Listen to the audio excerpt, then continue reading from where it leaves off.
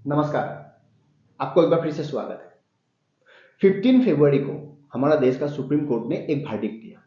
Supreme court ने कहा कि इलेक्टोरल बॉन्ड जो स्कीम है ये बिल्कुल अनकॉन्स्टिट्यूशनल है, यानी असंवैधानिक है। उसके बाद विपक्ष से लेके जो वर्ग है ये एक्टिव हो जाता है। ये आपको समझाने का प्रयास करते हैं कि देखो, ये नरेंद्र मोदी ने लाया हुआ एक स्कीम है जिसमें घोटाला है, फलाना है, ढिमकाना है, एक मुद्दा बना लिया। लेकिन इसका जो सच्चाई है शायद ही आपको किसी ने बताया होगा। और सुप्रीम कोर्ट का इस वर्डिक्ट से आने वाला टाइम पर समाज में या पॉलिटिक्स में क्या असर पड़ने वाला है ये भी जानना जरूरी है, जो मैं आज आपको समझाने का कोशिश करता हूँ। तो वीडियो एंड तक जरूर देखिएगा। अगर आपने मेरा चैनल को अभी तक सब्सक्राइब नहीं किया है वो कर लीजिए, आपके लिए फ्री है, मेरे लिए मायने रखता है। और साथ में नोटिफिकेशन बेल ऑन कर लीजिए। तो दोस्तों, सबसे पहले अगर मैं आपको ये पूछूं कि सुप्रीम कोर्ट का इस वर्डिक्ट से हमारा देश में ये जो 70 to 75% गरीब और मिडिल क्लास फैमिली रहता है, इस देश में इस वर्डिक्ट ने क्या असर दिया? टू बी ऑनेस्ट, अगर मैं कहूं कोई असर नहीं दिया। देखो, आज वो हर गरीब या मिडिल क्लास फैमिली को क्या चाहिए? रहने के लिए एक घर चाहिए जिसमें बिजली हो, पानी हो, राइट, जिसमें आपको 2 वक्त का रोटी के लिए लड़ना ना पड़े। अगर एक वक्त सरकार दे, एक वक्त आपकी मेहनत से आपको मिल जाए। आपका जो बेटा बेटी है उसको सही ढंग से सस्ता में अच्छा शिक्षा मिले। आपका देश सुरक्षित हो ताकि आप मरने का बाद आपका जो नेक्स्ट जनरेशन है वो सुरक्षित रहे। उससे ज्यादा आपको क्या चाहिए? शायद ही कोई ऐसा आदमी होगा जो ऐसा सपना देखता होगा, एक गरीब होके या मेरे जैसा कोई मिडिल क्लास फैमिली होगी, यार मुझे भी अंबानी बनना है। ये तो हो ही नहीं सकता है। तो इसीलिए ये कॉन्स्टिट्यूशनल वर्डिक्ट हो या अनकॉन्स्टिट्यूशनल हो, इसके लिए इस देश का ज्यादातर जनसंख्या को घंटा कहीं फर्क नहीं पड़ा। बराबर। अब फर्क पड़ा है तो किसको पड़ा है? जो मैं आगे उसी का ही खुलासा करने जा रहा हूं। देखो, सुप्रीम कोर्ट को लेके मैं बहुत ज्यादा आपको नहीं समझाऊंगा। आपको मालूम है इस देश का सुप्रीम कोर्ट इस देश के लिए कैसा कैसा वर्डिक्ट पहले दिया है, दे सकता है। हाँ, अगर सुप्रीम कोर्ट को लगा ये अनकॉन्स्टिट्यूशनल है, बिल्कुल उसका पास राइट है, उन्होंने ये वर्डिक्ट दिया है। लेकिन देश का जनता के लिए सुप्रीम कोर्ट ये भी कभी करने के लिए कोशिश करेगा कि इसी देश का ये जो सफेद कपड़ा पहन के पॉलिटिशियन बनता है, देश का जनता का पैसा खा के आज उसी सुप्रीम कोर्ट से बेल लेके बाहर है, मेडिकल गाउन पे बाहर है, उसका ऊपर सुप्रीम कोर्ट जो डेट पे डेट एक्सटेंड करता है उसका ऊपर भी कम से कम एक रवैया दिखा दे, ताकि देश का जो जनसंख्या है, बहुसंख्यक, उनको भी लगे कि नहीं, इस देश का सुप्रीम कोर्ट कभी कभार ऐसा भी काम कर सकता है। उससे ज़्यादा मैं बोलूँगा तो हो सकता है जज या चीफ जस्टिस मेरा ऊपर ही गुस्सा हो जाए। तो इसीलिए मैंने कहा कि सुप्रीम कोर्ट ने जो वर्डिक्ट दिया, इस वर्डिक्ट से एक साधारण फैमिली को इस बात का कोई लेना देना नहीं है। उसको जीने के लिए, सर्वाइव करने के लिए जितना भी सामान का जरूरतमंद है उससे ज़्यादा उसको कोई मायने नहीं रखता। उस फैमिली को इस बात का कोई मायने नहीं रखता है कि इस देश में कौन सा वो बिजनेसमैन, कौन सा वो पॉलिटिकल पार्टी को कितना बड़ा अमाउंट डोनेशन दिया, चाहे वो 500 करोड़ हो, 1000 करोड़ हो, उससे कोई मतलब नहीं है। इसलिए मैंने कहा। लेकिन सुप्रीम कोर्ट ने वर्डिक्ट दिया, इस बात का कोई तो सेंस होगा, है ना? देश का इलेक्शन में उसका कभी ना कभी तो असर पड़ेगा, तो ये भी जानना जरूरी है। तो पहले हम जानते हैं कि इलेक्टोरल बॉन्ड होता क्या है। इलेक्टोरल बॉन्ड एक पॉलिसी है जिसको स्कीम का नाम से जाना जाता है। इसको लाया था 2017 में। उस टाइम पर जो हमारा देश का फाइनेंस मिनिस्टर था अरुण जेटली साहब, जो आज हमारा बीच नहीं है, 2018 में इसको लागू किया गया था। और सरल भाषा में इसका एक ही मीनिंग है कि इलेक्टोरल बॉन्ड मतलब आप कोई भी पॉलिटिकल पार्टी को जो पैसा देना चाहते हो, डोनेशन, लेकिन व्हाइट मनी। ये ध्यान देना इस बात का, अगर कोई आपको ये जो दलाल वाला है या कोई भी आपको ये बता दे कि इस पार्टी ने इतना पैसा लिया इलेक्टोरल बॉन्ड का तो ये काला मनी है, सबसे पहले आप चप्पल या जूता खोल के उसका मुंह पे मारना। इलेक्टोरल बॉन्ड का थ्रू जो भी पैसा आता है ये 100% व्हाइट मनी होता है, राइट? तो अगर आपने चाहा कि आपने किसी एक पार्टी को डोनेशन देना है, लेकिन उस डोनेशन का भी एक फिक्स अमाउंट है, और ये जो डोनेशन का जो प्रोसेस है जिसका नाम है इलेक्टोरल बॉन्ड। और ये खास करके आपको भारत में एक ही बैंक का पास है, वो है स्टेट बैंक ऑफ इंडिया, और वो भी हर ब्रांच में नहीं है, काफी सारा ब्रांच में ही ये ऑथराइजेशन दे के रखा है गवर्नमेंट ने। तो मान लो कि आपने उस ब्रांच में गया जिस ब्रांच से इलेक्टोरल बॉन्ड आपको लेना है, लेके किसी एक पार्टी को देना है, लेकिन उसमें जो फिक्स अमाउंट है ये ऐसा है 1000, 10,000, 1 लाख, 10 लाख या 1 करोड़, इसी अमाउंट का कोई आपका कैपेसिटी का अनुसार आपको देना पड़ेगा, उससे ना ज्यादा ना कम आप नहीं दे सकते हो। मान लो आपने 10,000 रुपीज किसी को देना है, तो आपने जिस ब्रांच में वो ऑथराइजेशन है वहां गया, 10,000 आपने डिपॉजिट किया, या फिर 10,000 आपका अकाउंट वहां पर है तो वहां से आपने इलेक्टोरल बॉन्ड एक खरीदा, जो बॉन्ड ले जाके आपने उस पॉलिटिकल पार्टी को दे दिया। फिर वो पॉलिटिकल पार्टी क्या करेगा, वो जो बॉन्ड है वो ले जाके उस बैंक से विथड्रॉ कर देगा विद इन 15 डेज। अगर 15 डेज से ज्यादा टाइम लगा, वो जो पैसा है, जितना अमाउंट है, वो अपने आप जो प्राइम मिनिस्टर रिलीफ फंड है वहां चला जाएगा, पीएम केयर फंड में चला जाएगा। तो 15 डेज का अंदर लेना है, और एसबीआई का थ्रू ही लेना है, और स्टेट बैंक का हर ब्रांच में आपको ये नहीं मिलेगा, और जो ये अमाउंट है ये गवर्नमेंट का तरफ से इसको फिक्स करके रखा गया है। देखो यहाँ सबसे बड़ा प्रश्न वही है कि अगर इलेक्टोरल बॉन्ड का थ्रू जो भी ट्रांजैक्शन होता है ये व्हाइट है, तो फिर इन लोगों को दिक्कत क्यों है? जिन्होंने ये पिटीशन दाखिल किया, किसने किया था? ये किया था एडीआर का तरफ से, एसोसिएशन ऑफ डेमोक्रेटिक रिफॉर्म्स। ये एक संस्था है जो इलेक्शन कमीशन को फाइनेंशियल डेटा प्रोवाइड करते हैं। फिर communist party of India, Karl Marx इनका तरफ से। फिर आता है कांग्रेस नेता जया ठाकुर, इन लोगों ने पिटीशंस दाखिल कर दिया सुप्रीम कोर्ट में, और इनकी तरफ से लड़ रहा था प्रशांत भूषण और कपिल सिब्बल। देखो अगर आपको ये पूरा केस का शुरुआत से एंड तक जिसका पूरा डिटेल आपको मिल जाएगा, टोटल नंबर ऑफ पेज है 232, एक पीडीएफ फाइल में है, वो लिंक डिस्क्रिप्शन में मेरा दिया हुआ है, आप चाहो तो डाउनलोड करके पढ़ सकते हो। 232 पेज का हर पॉइंट मुझे समझाना इतना आसान नहीं होगा, आप चाहो तो डाउनलोड कर लो और पढ़ सकते हो। पूरा है वो, वर्डिक्ट से, बैकग्राउंड से, क्या तर्क रखा गया था, सब कुछ आपको मिल जाएगा। तो फिर ये सवाल भी जायज है कि आपका मन में आ जाएगा, ये प्रशांत भूषण और कपिल सिब्बल है, इनको तो काम ही वही है, लेकिन यहाँ पर सुप्रीम कोर्ट इसका क्यों सुना? क्योंकि सरकार का यहाँ पर वही कहना था कि इलेक्टोरल बॉन्ड का थ्रू जो भी पैसा आएगा, कोई भी पॉलिटिकल पार्टी में आए, वो व्हाइट है, और इलेक्शन का टाइम पर जो पॉलिटिकल पार्टी ये काला जो पैसा होता है जिसको यूज करते हैं, जो कैश, तो ये आगे कम हो जाएगा, और इसमें जो डोनेशन देगा, जो भी पार्टी को, जो भी आदमी, जो भी कंपनी दे, उसका नाम खुलासा नहीं होगा, सरकार का यही कहना था। जिसका कारण जो कंपनी एक्ट था जिसमें 2018 में उसमें काफी सारा बदलाव भी किया था, लेकिन प्रशांत भूषण और कपिल सिब्बल का कहना था ऐसा नहीं हो सकता है, क्योंकि ये तो अलग हो गया ना मैटर, क्योंकि आजकल ईडी और सीबीआई काफी स्ट्रांग है। अगर यही होता रहा, पूरा ऑथराइजेशन सरकार का पास ही चला जाएगा, क्योंकि स्टेट बैंक ऑफ इंडिया का अंदर ट्रांजेक्शन होगा, जितना पैसा आ रहा है, कहां से आ रहा है, कौन दे रहा है, ये तो सरकार को मालूम पड़ेगा ना। तो सरकार तो उसी हिसाब से कार्रवाई भी कर सकता है उनका ऊपर, उनका भी कहना सही है, ऐसा गलत नहीं है।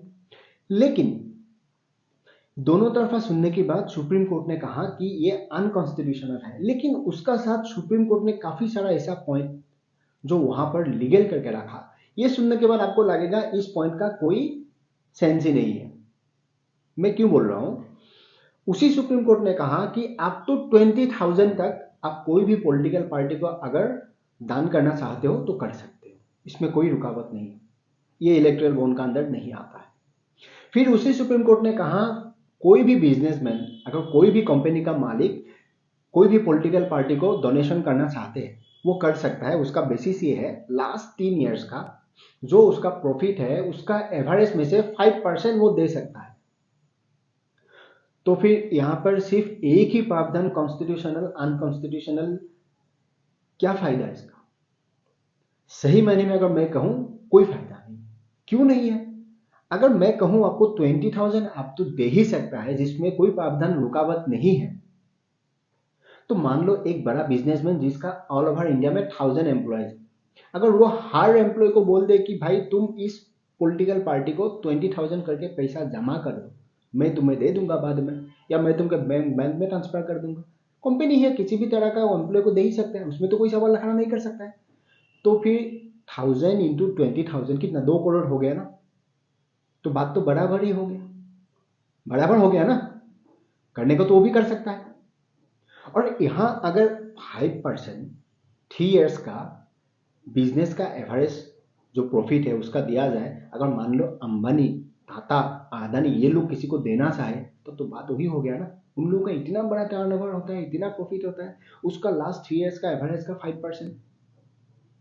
लेकिन हाँ, सुप्रीम कोर्ट है, राइट है, कहने को कह दिया। लेकिन मुझे कपिल सिब्बल और प्रशांत भूषण का ये जो मैटर है, ये मुझे समझ में नहीं आया। एक तो ये कहता है कि देखो अगला 2024 जो भी चुनाव होगा इसमें ईवीएम हैक है तो मोदी ही जीतेगा, इनको पहले से ही मालूम है। तो फिर भैया अगर तुम्हें रिजल्ट मालूम है तो फिर क्यों चलते हो इलेक्शन से पहले मोदी को एक्सपोज करने के लिए, जिसका कोई सेंस ही नहीं है। इस बात का कोई क्या सेंस हो सकता है? जब तुम्हें रिजल्ट ही मालूम है तो फिर क्यों उस आदमी का पीछे भाग रही हो, क्या दिखाने के लिए? हम तो कहते हैं डेमोक्रेटिक प्रोसेस है, जो जनता चाहते हैं वही जीतते हैं, लेकिन ये लोग कहते हैं नहीं नहीं ईवीएम हैक होता है, और फिर उसी आदमी को एक्सपोज करने के लिए लोग निकलते हैं। और बाद में मालूम पड़ता है कि एक्सपोज मोदी नहीं हुआ, ये लोग खुद हो गए। क्यों हो गया, अब मैं ये समझाता हूं आपको। देखो पॉलिटिकल पार्टी में ये जो कॉर्पोरेट फंडिंग, ये जो फंडा है, इसको लाया गया था। किसने लाया था? कांग्रेस पार्टी ने लाया था। आज 2023 में कांग्रेस का कोई भी आदमी दिल्ली में एसी रूम में कॉन्फ्रेंस करके अरुण जेटली को गाली दे रहा है, कुछ भी बोल रहा है, लेकिन इसका इतिहास तो उनका साथ ही जुड़ा हुआ है। कांग्रेस ही लाया था कॉर्पोरेट फंडिंग वाला एक्ट 1952 में, ध्यान से सुनिएगा। इसी कांग्रेस ने 1960 में कॉर्पोरेट फंडिंग का जो अनअकाउंटेबल जो ये मनी ट्रांसफर है कोई भी पॉलिटिकल पार्टी को देना, 1960 में कितना पॉलिटिकल पार्टी होगा हमारा देश में, अब खुद ही अंदाजा लगा लीजिए। मतलब वो सारा पैसा कांग्रेस को ही मिल रहा था। वो कितना, 20,000, 25,000, या 3 ईयर्स का, लास्ट 3 ईयर्स का जो प्रॉफिट है उसका एवरेज का 5%। तो आज से 64 ईयर्स पहले यानी 1960 में 25,000 का कितना वैल्यू है, आप खुद अंदाजा लगाइए। और उस टाइम पर कितना पॉलिटिकल पार्टी होगा जिसको इतना पैसा मिल रहा था, मतलब कांग्रेस को ही सारा पैसा मिल रहा था। आज भी ज्यादा पैसा कांग्रेस को ही मिल रहा है, वो भी मैं आपको दिखाता हूं। तो फिर बीच में उन्होंने 1960 का बाद ये जो पॉलिसी है उसको बंद कर दिया। फिर 1985 में कांग्रेस ने उसको चालू कर दिया, नहीं वो पॉलिसी दोबारा लागू हो सकता है, फंड कम हो गया हो। फिर उन्होंने कॉर्पोरेट जो पॉलिसी है इसको स्टार्ट कर दिया, अनअकाउंटेबल जो पैसा आता है जिसका कोई माय बाप नहीं है, कोई भी दे सकता है।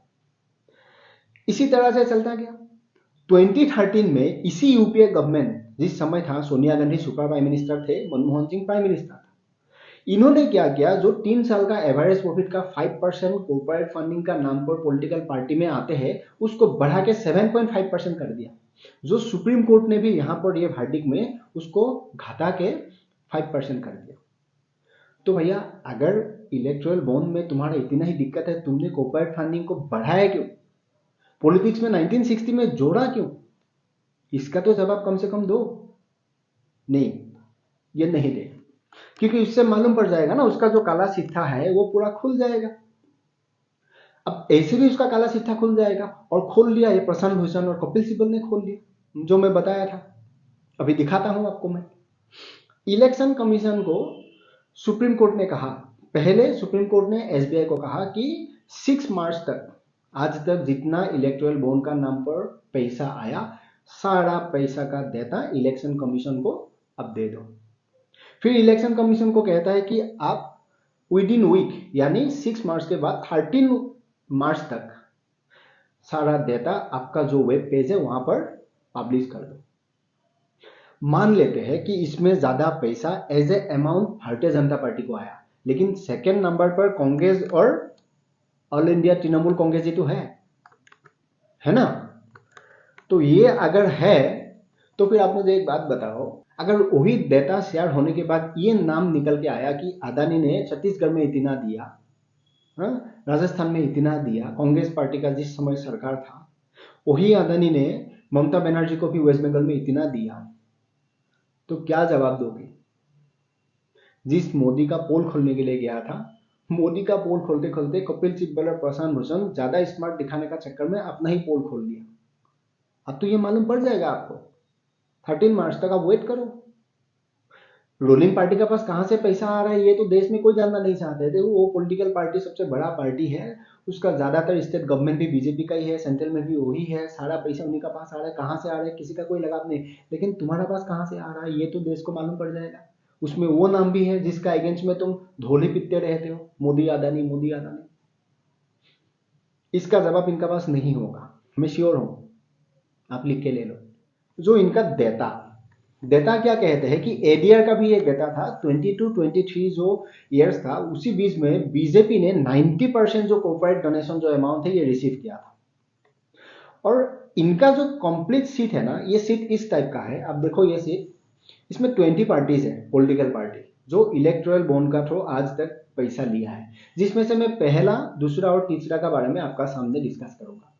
तो पहला नंबर पर भारतीय जनता पार्टी है। जब से ये इलेक्टोरल बॉन्ड लागू हुआ फिर से कंटिन्यू होते हुए 2023 तक उन्होंने पैसा लिया 6,566.1249 रुपीज। दूसरा नंबर पर कांग्रेस पार्टी है, जिन्होंने आज तक कितना लिया, 2023 तक 1,123.3155 रुपीज।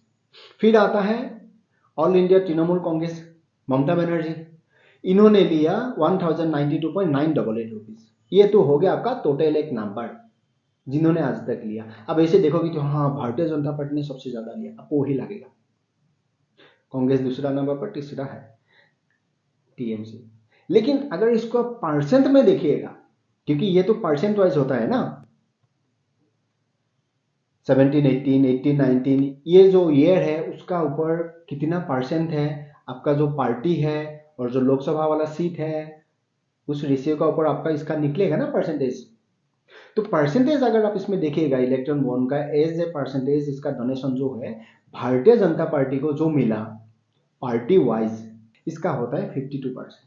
यानी 100 रुपया में से भारतीय जनता पार्टी का अकाउंट में आ रहा है 52 रुपीज, बाकी 48 रुपीज उसका या तो 20,000 करके आ रहा है या तो 3% एवरेज करके आ रहा है। लेकिन उसी रेशियो में अगर आप कांग्रेस और टीएमसी को देखिएगा, कांग्रेस पार्टी का 100 रुपया में से 63 रुपीज इलेक्टोरल बॉन्ड का नाम पर आ रहा है। कहां से आ रहा है भाई, तुम्हारा तो गवर्नमेंट ही नहीं है, मुश्किल से 2 या 3 स्टेट में है, फिर भी इतना कहां से आ रहा है, कौन दे रहा है? अगर यही सवाल टीएमसी को किया जाए तो 100 रुपया में से 93 रुपीज उनका इलेक्टोरल बॉन्ड का नाम पर उसका अकाउंट में आ रहा है, जिसका एक देश में एक ही स्टेट है, हमारा देश में एक ही स्टेट में उनका सरकार है, तो फिर कहां से आ रहा है? ये भी खुलासा हो गया ना, फिर मालूम तो पड़ ही जाएगा। फिर बना लेना ब्लॉग, जो ये इनका दलाल है समझा देना कहां से आया, दिखाना देश का सामने सच्चाई क्या है। और ये रायता फैलाने वाला जितना है, कांग्रेस का जितना स्पोक पर्सन है, ऐसी कॉन्फ्रेंस रूम में बैठ के जो भाषण देता है, फिर समझा देना कहां से आया ये पैसा। 100 रुपया में से 63 रुपीज इनका आता है इलेक्ट्रल बॉन्ड का थ्रू, टीएमसी का आता है 93 रुपीज 100 रुपया में से। मैं बता रहा हूं आपको, परसेंट तो 100 रुपया का ऊपर ही होता है ना, 100% का ऊपर जो भी कैलकुलेशन करोगे। तो फिर दिक्कत क्या है? दिक्कत वही है ना कि भारतीय जनता पार्टी का जो सेंट्रल गवर्नमेंट है उसको मालूम पड़ रहा है तुम्हारा पैसा कहां से आ रहा है, क्योंकि स्टेट बैंक का थ्रू आ रहा है, वो अंडर गवर्नमेंट का अंदर ही आता है, गवर्नमेंट को मालूम ही है, रिजर्व बैंक का अंदर ही वो बैंक आता है तो पूरा खुलासा हो रहा है। इसी में तुम्हारा दिक्कत है, वो तुम नहीं चाहते हो कि सामने वाले को मालूम पड़ जाए, लेकिन कभी ये नहीं कहते हो कि इस जो स्कीम है इलेक्टोरल बॉन्ड उसका फायदा हमने भी उठाया है, ये तुम नहीं कहते हो लेकिन फिर कहते हो ईवीएम हैक हो जाएगा तो मोदी फिर भी जीत जाएगा। लेकिन इस पॉलिसी ने, सुप्रीम कोर्ट का इस राय ने मोदी का पोल खोल दिया। यार देश की जनता को मैंने कहा ना कोई फर्क नहीं पड़ता इस वर्डिक्ट का, तो सुप्रीम कोर्ट ने, मतलब यहाँ पर सुप्रीम कोर्ट ने दोनों को बराबर हिसाब कर दिया। और इन्होंने जो पिटीशन दाखिल कर दिया था, आज ये सोच रहा होगा हमने करना ही नहीं चाहिए था, क्योंकि जिसका कारण उनका भी खुलासा होने लगेगा। और रही बात सेंट्रल गवर्नमेंट का, वो तो पावर में है, फिर कल को कोई दूसरा ला देगा। सुप्रीम कोर्ट ने ये तो नहीं कहा कि ऐसा कोई पॉलिसी आगे सुप्रीम कोर्ट में आएगा ही नहीं, वो कोई दूसरा नाम पर उससे मॉडिफाई करके दूसरा पॉलिसी ला देगा। हो सकता है सुप्रीम कोर्ट को वो अच्छा लगे, उसके बाद तुम फंस जाओ। वही प्रशांत भूषण और कपिल सिब्बल उस दिन सुप्रीम कोर्ट को गाली दे दे, क्योंकि इन लोगों का तो हैबिट ही है, जब ये चाहते हैं उनकी तरफ से वर्डिक्ट हो तब तो सुप्रीम कोर्ट बहुत बढ़िया है, डेमोक्रेसी जीत जाते हैं, मोदी जी एक्सपोज हो जाते हैं। और जब उनका तरफ से नहीं होता है, उनका अगेंस्ट में वर्डिक्ट होता है, तब कहते हैं देखो देखो डेमोक्रेसी बर्बाद हो। सुप्रीम कोर्ट भी आजकल पता नहीं क्या क्या डिसीजन देता है, इस टाइप का होता है इन लोगों का, यही होता है अक्सर, यहाँ पर भी वही हुआ। तो भैया कांग्रेस पार्टी को, अरुण जेटली या भारतीय जनता पार्टी को आज का दिन में ब्लेम करने से अच्छा है देश को ये जवाब दो कि 1960 में तुम्हें कॉर्पोरेट फंडिंग का जरूरत क्यों पड़ा, जिसको आज कंटिन्यू होते हुए इलेक्ट्रल बॉन्ड स्कीम बन गया। इसका जवाब देना बहुत जरूरी है, क्योंकि 60 ईयर्स में तुमने जो किया देश ने देखा। आज देश का जनता को 60 ईयर्स में तुमने जो नहीं कर पाया, ये 10 साल में एक आदमी ने करके दिखाया। इसीलिए आज जनता को फर्क नहीं पड़ता है कौन किसको कितना डोनेशन दिया, जनता को फर्क पड़ता है कि उस डोनेशन पैसा लेने वाला पार्टी ने क्या सही काम किया, क्या गलत काम किया। ये सबसे बड़ा आज का दिन में देश का सामने मुद्दा है। तो वही था मेरा संवाद आज आप तक पहुंचाना। आई होप आपको समझ में आया। तो मिलते हैं अगले वीडियो में, तब तक आप आपका ख्याल रखिएगा और खुश रहिएगा।